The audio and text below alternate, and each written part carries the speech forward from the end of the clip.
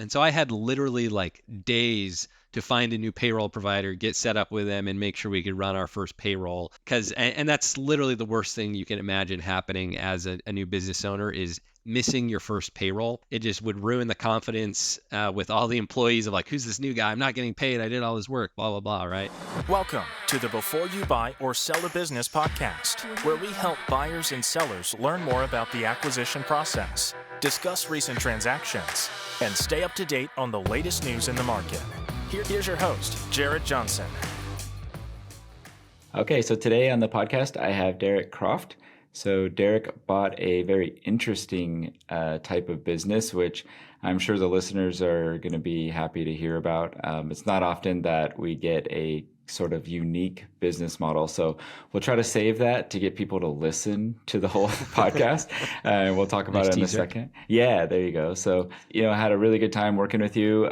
You were one of the nicest, easiest going people that I worked with, but I could tell you were very smart. So I'm sure we're going to have a good time talking about it. But maybe you could kind of tell us, how you got to this point in life. Sure. So I started out as a mechanical engineer of all things. That was what I went into as an undergraduate, and quickly realized that I didn't want to be stuck in the engineering world. It's great for some people, wasn't great for me. And so I decided to jump and do an MBA and get involved in the business side of things. While I was in the MBA, I didn't really know what I was going to do, probably like many MBA students when they start out. But while I was there, I got introduced to the world of entrepreneurship and was specifically involved in a lot of startup and VC world type of things, but kind of quickly realized that that risk profile wasn't what I wanted to pursue, and got introduced to a few people that were doing entrepreneurship through acquisition, and that spurred my interest and really got me interested in the space and what was possible there. Didn't feel quite ready to go after that right when I graduated, so I went into consulting to kind of get my uh, what they call kind of the postdoc of an MBA type of idea, where I could go learn from a bunch of different businesses and get a lot of experience before jumping into the world of entrepreneurship through acquisition. So that's kind of the quick overview of how I got here. But Awesome, cool. And then where'd you grow up? I grew up in Utah, so I'm a Utah native. Went undergraduate and MBA actually at BYU. I double dipped at that school. Loved the mountains and everything. Ended up out here in Dallas area for working with Bain and Company, but still love the mountains. At some point, have to get back there. Yeah, it's super odd when you move here. They're like, where are the mountains? Which way is north? I have no clue. That's exactly right. Yeah, I remember when I moved, I was trying to figure out kind of where I was at all times, and now I kind of have at least somewhat of an idea, but there's still no landmarks that you can just look and say, well, there's the mountains, and when in Utah, there's lots of mountains, so you usually know where you're at. That's right. So, That's yeah, right. that's Now we funny. just live in a giant suburban flat area here, so but it's still nice. Yeah, and then did you go on a mission? Yeah, I did Cool. serve a mission. So I'm a member of the Church of Jesus Christ of Latter-day Saints. So I served a mission for my church over in Washington, D.C. is where I was. I spoke Spanish for part of that time and worked with a lot of people from El Salvador and Mexico and Guatemala specifically. And then, yeah, it was a great time, a good chance to serve and help some people. Cool. I usually like to ask people that went on a mission kind of, do you feel that some of what you learned during that time period, you didn't really realize would translate to business, but then now it has? Oh, absolutely. I think in a mission for those that maybe not aren't as familiar with it, not only is you get the interaction with just a bunch of strangers every day, which I think helps you in business and helps you be able to just talk to people and be able to relate to others well. You also get some good leadership experience at a very young age where you're able to lead people, you put plans in motion, you're setting goals and have metrics and things like that of things that you're trying to do and make sure that you're working hard and using your time effectively to help people. And all of that I think is very directly translatable to any kind of business situation, but especially running and owning your own business where your time is your own. Nobody's telling me what to do every day. And so you got to be able to have some of that discipline and structure. Great. Yeah. And then you did go the consulting route. So had a lot of people that search for a business after going the consulting route. And what I've seen with them is that they usually have a pretty good understanding of a lot of different industries. What do you feel like you learned the most during that part of your career that, kind of really prepared you to buy a business? Yeah, so being a consultant, I think, was a great path to owning and running a business. Working with Bain was a really great time. I actually really enjoyed the 4.5 years I was there with the company and the things that I learned. I worked in a ton of different industries, from airlines to rental trucks to SaaS companies, and so did just a broad range of things. And what I think you realize as you do that is that businesses are largely the same. A lot of running a business is the same, kind of regardless of the industry that you go into. You have to do a lot of the same things, and you have to have good processes in place and good systems in place. You have to have a good vision for what you want to accomplish, and then set your strategy around that vision. Most of my time was spent doing growth strategy work for companies of various industries, as well as doing performance improvement, is what we call it at Bain, but operational improvements, which are all, again, directly related to what I'm trying to do now, albeit on a much smaller scale in a much smaller company. But having the ability to approach ambiguous problems in any industry and come up with a path forward was, I think, probably the most valuable thing I learned from consulting, and what I've used, especially in these first few months of owning this business. So, Yeah, it's a great idea to have a very broad experience when you're right. looking for a business because you're not completely pigeonholed to maybe one industry that you kind of grew up in. Now, of course, it's great to have very niche, specialized skills, but when you're really looking at a decent sized business, most likely what you're going to do as a buyer, as the future owner, is a lot more high level management rather than being the contractor or something in that world. So I think it prepared you for it. You had mentioned earlier that you kind of got the itch to buy a business, while going through probably business school at BYU. While you were doing your consulting, was that always still the end goal? I did fluctuate a little bit in there. I had some really good friends and mentors at Bain who were really encouraging me, saying, "Hey, you'd be able to make it to partner if you really want to. We think you'd be a great fit for Bain." I was enjoying the work. It was fun and exciting. You get to have a big impact in big companies. So all of that is very appealing. So there were moments where I did debate, hey, do I still want to do this? Consulting is a very low risk path to success, career success. And so there was some draw there, but ultimately I couldn't get rid of the itch and the desire to kind of be my own boss and go out and grow something. That's one of a bit of the downsides of consulting is you give great recommendations, or you feel like they're great recommendations at least, and then you don't get to do it. You don't get to go and implement it and actually drive that change and get that operational experience. And I really wanted to have that. I felt like it was something important and something that I would really enjoy doing. And so ultimately, that's what kind of drew me away from the consulting world into deciding to make the decision to buy a business. Yeah, that you bring up some great points there, and I think if you really do have that itch, and I think a lot of it is internally, you feel like I can do this, I can do something, Right. as well, if not better, than somebody is operating their business at that point.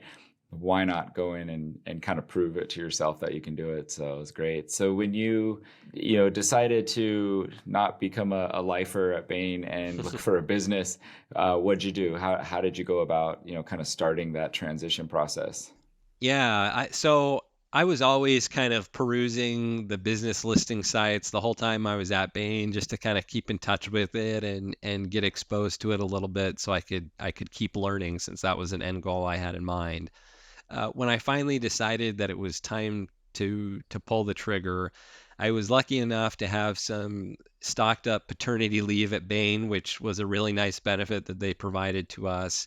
And so I tried to use that as a chance to say, hey, I'm going to give it a shot for this number of weeks that I have for paternity leave. I'm going to start searching and see how I feel about it still, see if I still feel good about it.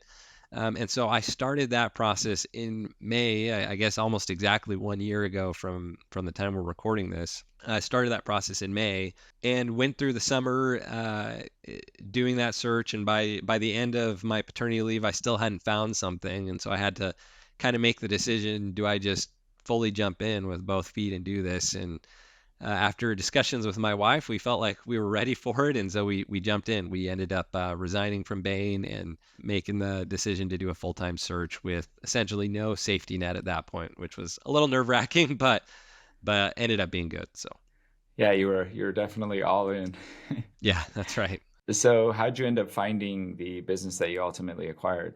So search is difficult, as anybody that's started the journey or talks to anybody in this knows. So in May I'd started with a very small criteria, I guess I would say. I was relatively geographically limited. We either wanted to stay in North Texas here or move back to the Utah area to be closer to family.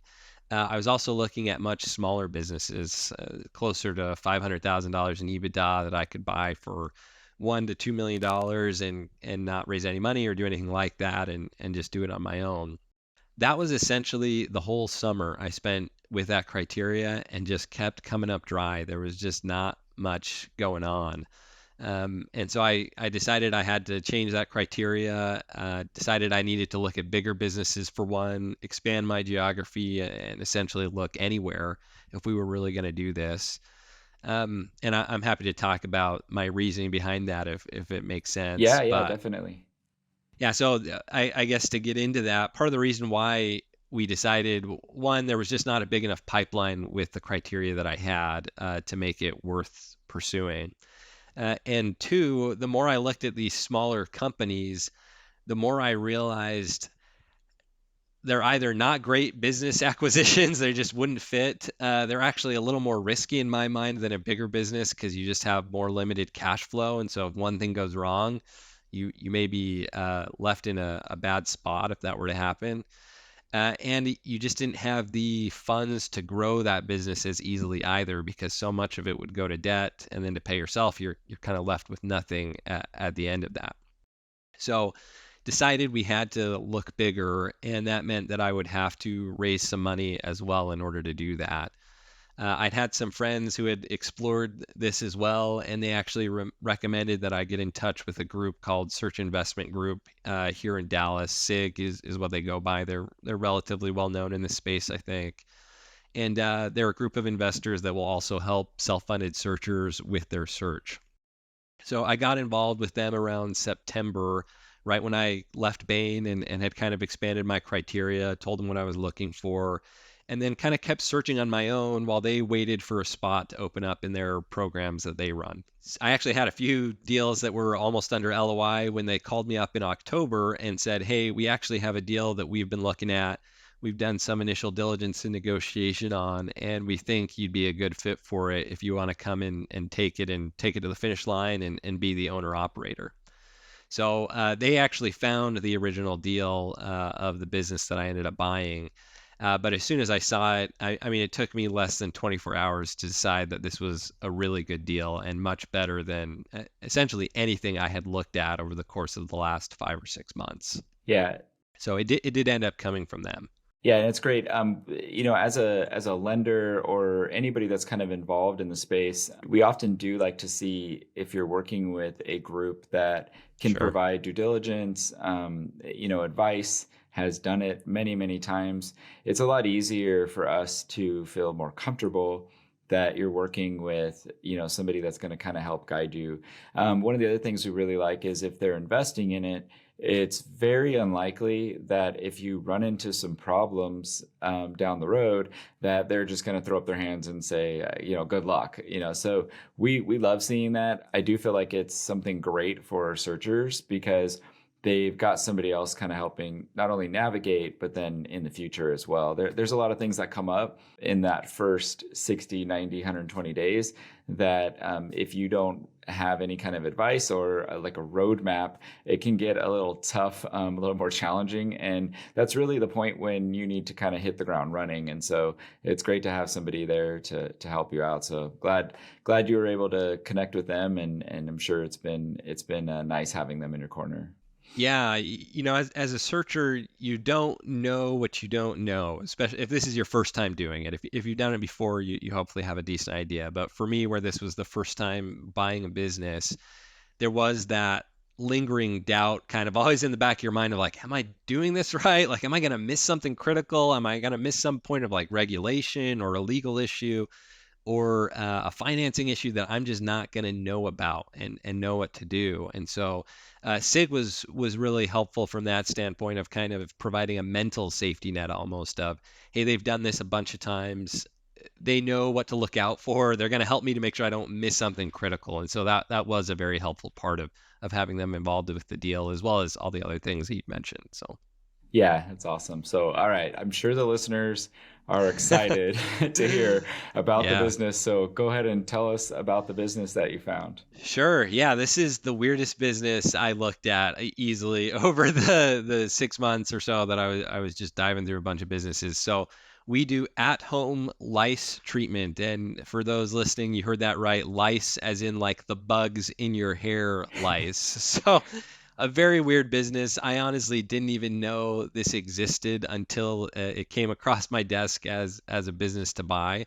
But the company's name is Lice Doctors. So Lice Doctors has been around for 15, 20 years. It was started by two women who had been doing lice treatment just on their own and kind of a small, very small business kind of way. And they just grew that business over the last 10, 15 years and did a really great job with it. They grew it until we are now a nationwide business. We're in 45 different states, I think, at this point. We have over 200, we call them lice technicians, that are the people that are actually going out to people's homes and visiting them and removing the lice from their hair. And we treat many thousands of lice cases every year. I believe we're actually the largest at-home lice treatment service company in the nation. So very weird business, very niche industry, but was a great business and has a lot of great things about it that I'm happy to talk about. So. Yeah, that's awesome. So, I remember when we first chatted and you said, "Hey, I've got a deal here for you to look at," and Yeah. I kind of started laughing, and I remember that night talking to my wife, and I said, "Hey, so you know how I say like I've pretty much done every kind of deal and worked with every type of business?" She's like, "Yeah." I'm like, "I found one that I don't think I've done. I know I've looked at one before, and it was maybe 10 years ago or something."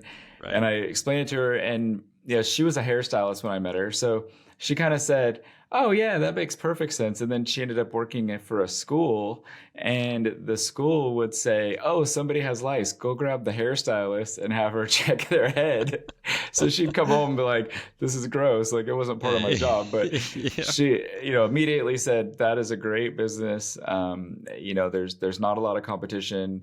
And then you and I kind of got into, the things you liked about it, where you thought it could go, some of the maybe missteps or things that you could improve upon.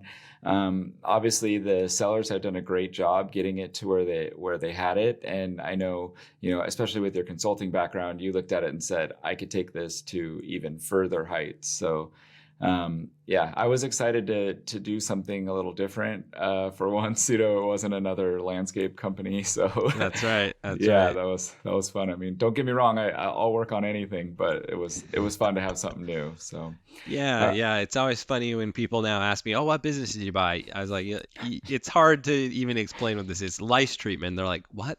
Yeah, bugs in your hair. That's what I do. hey, whatever works, whatever makes money, right? So That's right. That's exactly right. Cool. So you got excited about the deal. Sig brought it to you, and then hmm as far as negotiations went, how did that go? I guess another way of asking, what kind of advice would you give to a searcher when it comes to the negotiations? If there was something you could change, or some piece of advice that you could say somebody really focus on this, what would that be? Yeah. So, I got a little bit lucky with this deal where SIG had already done the majority of the negotiations with the client. So I came in a little bit post negotiations on this deal, but still have some good learnings from that. I think one of the main things is when you're talking to a seller, you have to remember, and every searcher will say this, anybody that's done this, it's their baby. It's something they've built. It's their retirement fund for these women that had built this business. And so it is something important and something that has a lot of emotional ties to it.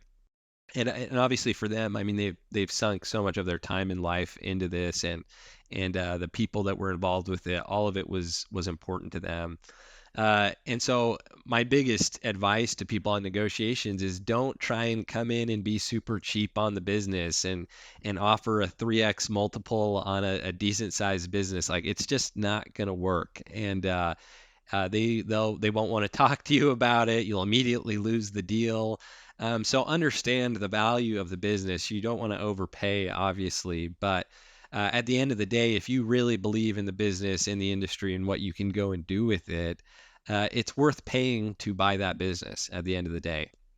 And so with these negotiations, there was an original asking price. SIG had come in at that asking price. After some initial diligence, we were able to negotiate it down a little bit as some things came out of the financial due diligence. But at the end of the day, it wasn't a hard negotiation because both buyer and seller, we were coming at it from the perspective of this is a valuable business. We believe in it. And what can we go and do with it? What can we justify for the price? Yeah, that's some great advice, and I get people, especially recently, saying, "Hey, there's 6 offers on this. They're going to review them all and make a decision.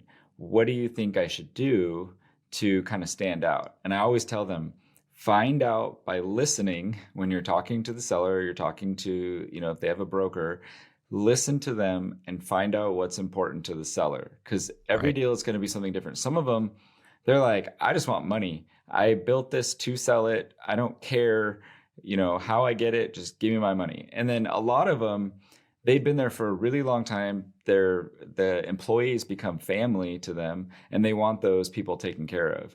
And then Yep. others, maybe they want to still have a little bit of a role within the business. So definitely pay attention to what the seller is kind of telling you are their hot buttons, and then try to hit on that. If you can find a way to get them to feel like they're winning, or they're going to be more comfortable with you because you paid attention to that, you'll have a lot more success moving forward and kind of getting the price that you want. So I think I'm glad to hear you did that. Yeah. Yeah, and I was just talking with another friend about this who's looking at buying a business right now. He was asking me similar questions around how should I negotiate this? What price should I go in at? And I said you should go in at a fair price, whatever the fair price is that will be able to pay the debt. And then after that, what matters most to the broker, if they're a good broker, and what matters most to the seller is will the deal get done? There are so many deals that don't go through at the end of the day. And so, how do you give them that confidence that you're going to get the deal done? No matter what happens, you're going to push that across the finish line, assuming nothing crazy comes out of the diligence, but that you're committed to the business. And I think that actually makes a huge difference, both for brokers and for sellers in those conversations. Awesome. Yeah. So had a, guys got to a purchase agreement, and then, or sorry, you agreed on a price and then ended up coming down a little bit. I know you Yeah. also included a good amount of kind of soft costs or due diligence costs. We don't see that a lot. We're starting to see it more. I definitely feel like it's something that should be done.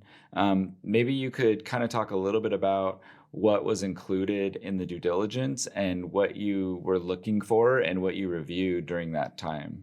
I guess having not spoken with too many other searchers that have done this about their due diligence, I'm not sure if mine was that different from others, but it was in my mind what would be a typical diligence. I was involved with diligences at Bain, and as large companies are looking at doing acquisitions, Obviously, this is on a much smaller scale, but you're still checking all those same boxes. So, in my mind, financial due diligence is the prime one that needs to be done.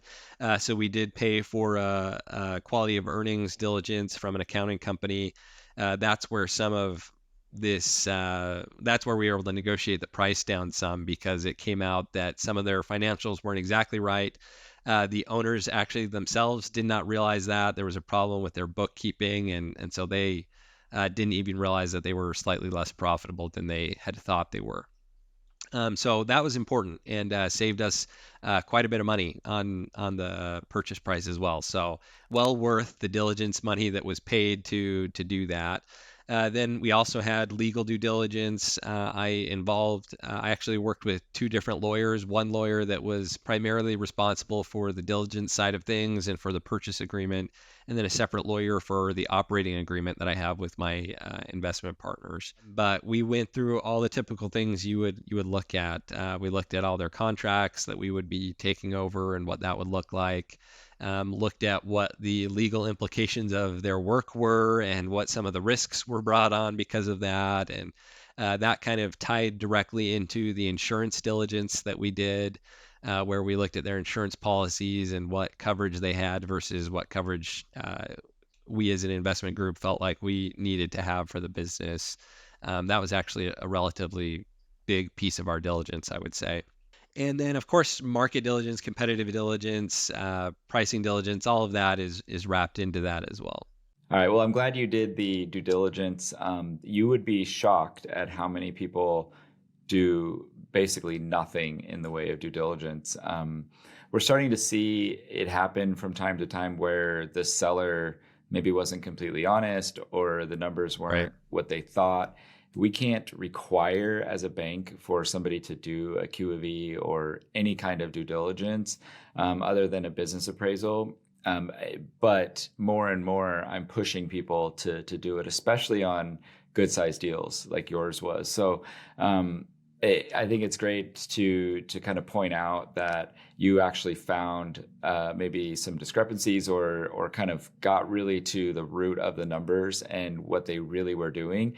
And then it not only saved you money on the purchase price, but it probably saved you money in the long run because you would have been sitting there saying, this is the amount of working capital I need. This is, what I'm expected to get in as far as a return for my investors and everybody else.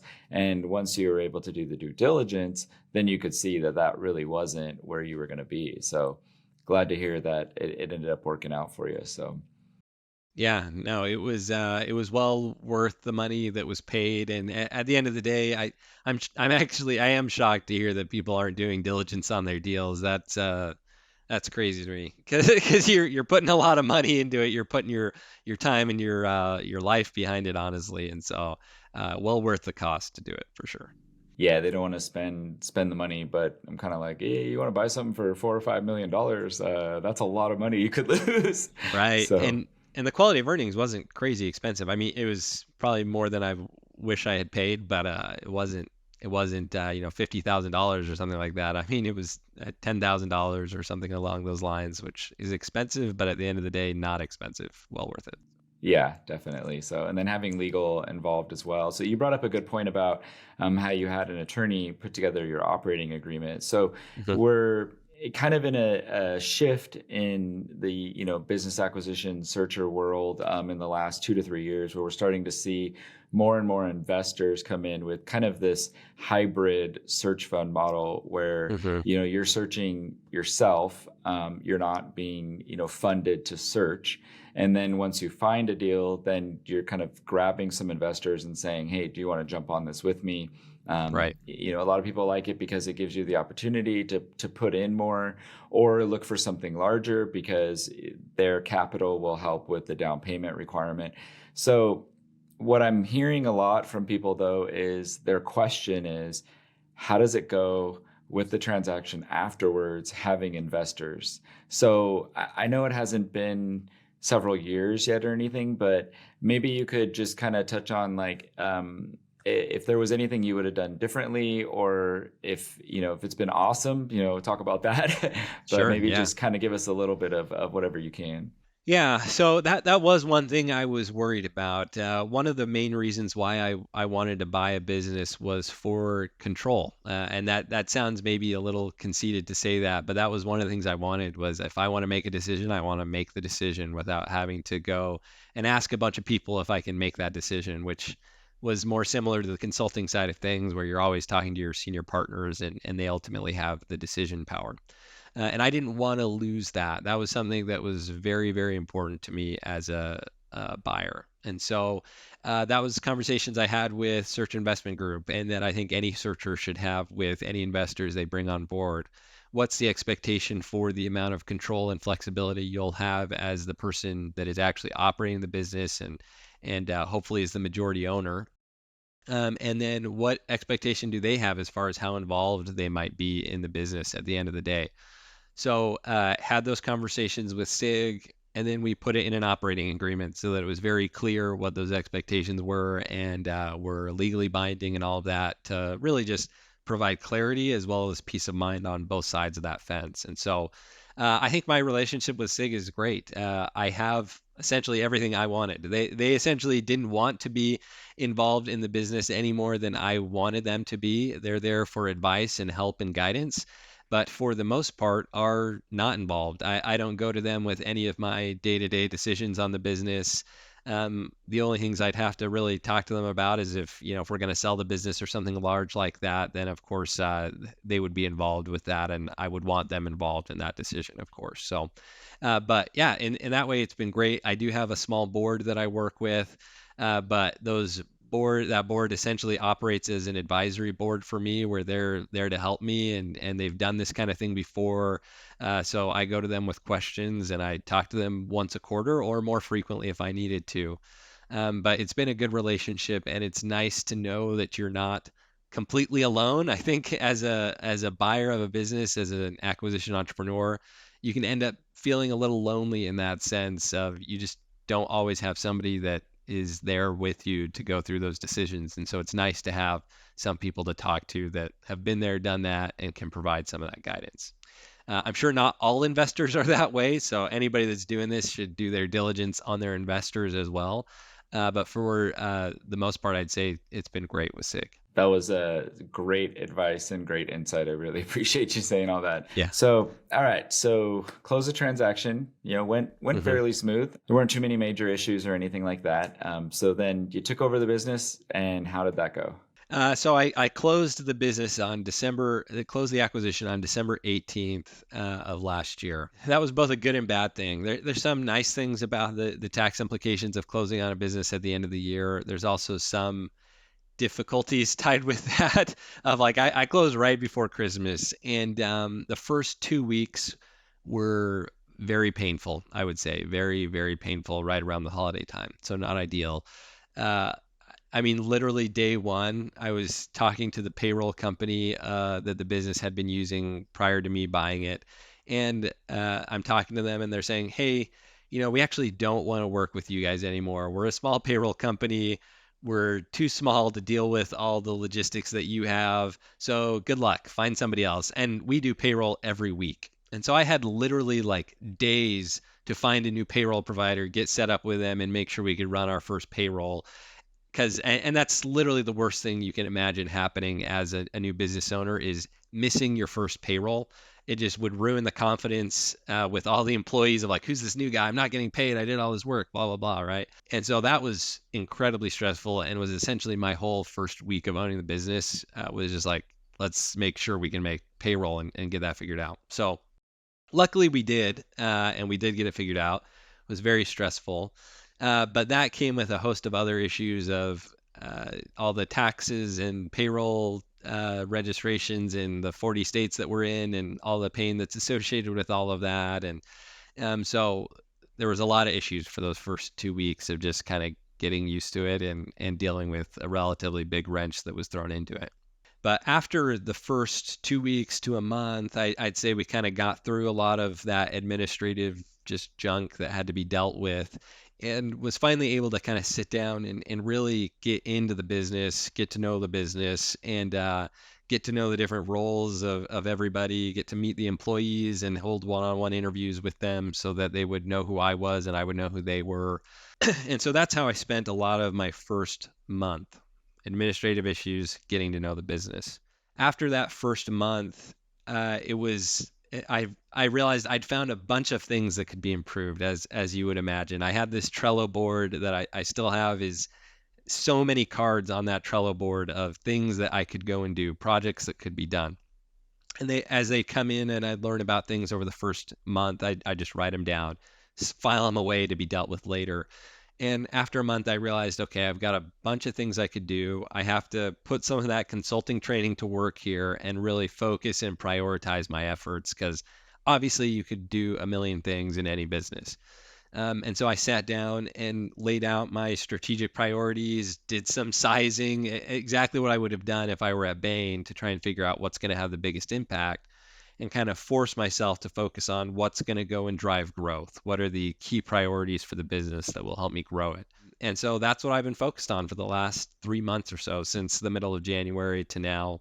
Have been focused on pulling those levers, trying to move as quick as we can without breaking things or putting too much disruption into the company. And we've seen good things. We've shown good growth. Our first 4 months of the year were up about 15% over last year's revenue, and about 17% on an EBITDA perspective. So it's gone well, and most of that's come in kind of March and April, when those changes we started making back in February and January have started to take effect and be visible. So it's been good.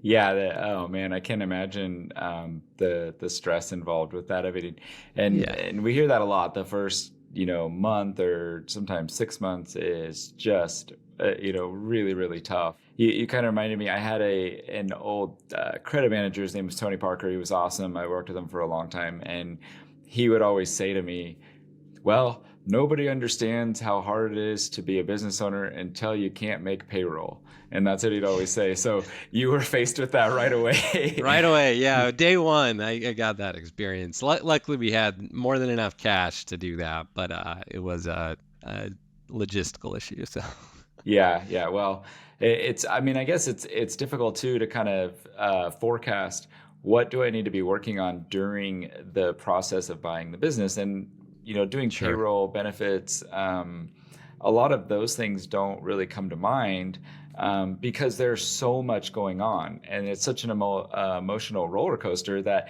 you're like, oh wait, I need to add this now to the list. So yeah, it's something to focus on, I think, for the listeners. And you kind of never know what's going to slap you in the face the day one.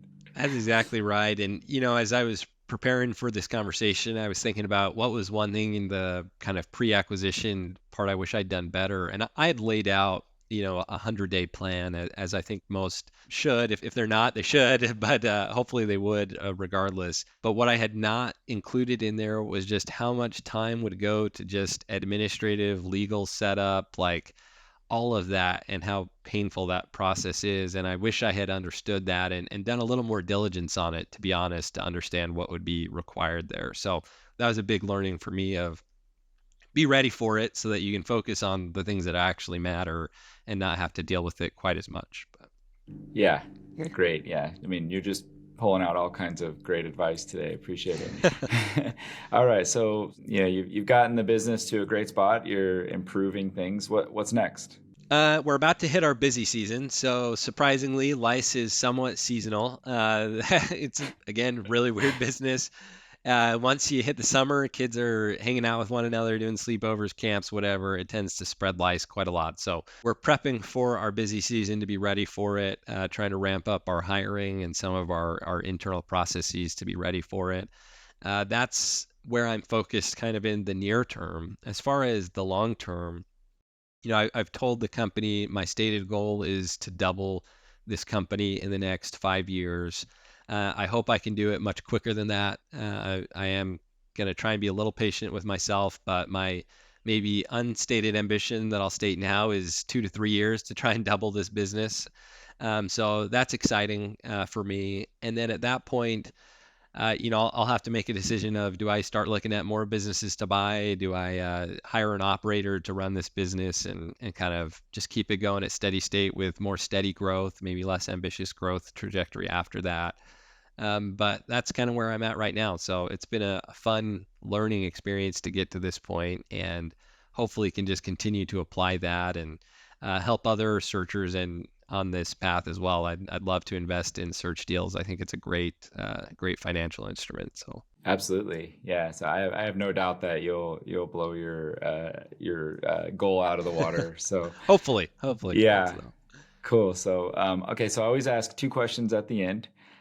First one, do you have a mentor or have you ever had a mentor? Yeah, so before Bain, or before the MBA program, I didn't really have any mentors. That was kind of a missing piece. They don't teach you as an engineer is how to network well and develop those mentorship relationships. Luckily, the MBA program and then Bain especially is a mentor-driven business. You're an apprentice in a lot of ways to the partners, and so I have a lot of good mentors from Bain that I work with. One of them is actually, he's left Bain now, but he's actually on my board. So that was a great win. I wanted to get him on as an investor and as a board member so that he could just be involved and be able to help me with the business and also hopefully be able to provide him with a good financial return. So I do have him as kind of, I'd say, a primary mentor for this business. And then I'm still connected with a lot of my Bain mentors that highly value their opinion. They're all brilliant people that have made great impacts on many businesses and also just live great personal lives and understand the importance of that and family. And so definitely a key part of how I operate now is mentorship. Yeah, it's awesome. Cool. Glad you could keep them around, and it's always nice to have somebody in your corner, and I'm sure you'll go ahead and pass that on soon as well. So Absolutely. Yeah, all right. absolutely. So final question, what motivates you? What drives you to be successful? I mean, you want to double the size of a business in 5 years, but let's call it 2 years. Yeah. What drives you to get to that point? For me, this is just fun to do at the end of the day. I just like it. I think it's fun to grow something. And that's what motivated me to get into entrepreneurship through acquisition in the first place was I wanted to grow something. And I think it's fun to see that growth. It's fun to pull the levers. So that's one big thing that motivates me. Another thing I hadn't realized would motivate me as much as it is now is the chance to help people with a business that you own. I hadn't realized how much that would matter. I mean, we have close to 300 employees now. They're most part-time employees, the technicians out there, but it is nice to know that by growing that business, you are also helping all of these other people have more income, be able to provide for their families, and be able to have a job that they enjoy, they surprisingly enjoy, maybe to treat lice. And so that's a big motivational factor. And then the third is this work provides me with the opportunity to have more flexibility, which then in turn lets me be with my family more, definitely more than it did with Bain, despite the fact that I'm still working a decent amount. But that flexibility, the ability to go and pick my kids up from school on days or be at their school recitals and things like that they do, all of that's important to me and is a big motivating factor as well. So Awesome. Yeah. So I have no doubt that you're going to continue to be successful, but I'm glad to hear that you've also found a little bit more balance as somebody that works too much as well. I definitely can see where that could be a big positive in your life. So yeah, cool. yeah. Bain was great, was a grind, and so it was time to shift that grind a little bit and hopefully pull some flexibility out of it. So it's been good. Yeah, well, it's great to hear. So I really appreciate you coming on. That was a lot of amazing advice, and I'm looking forward to keeping up with you and seeing how things go down the road. Yeah, no, thanks, Jared. I appreciate it. It's good to be on. Thank you for listening. We hope you found this podcast informative and helpful. Please don't forget to subscribe on your favorite podcast player. For more information, or if you'd like to discuss a transaction, please go to www.jaredwjohnson.com.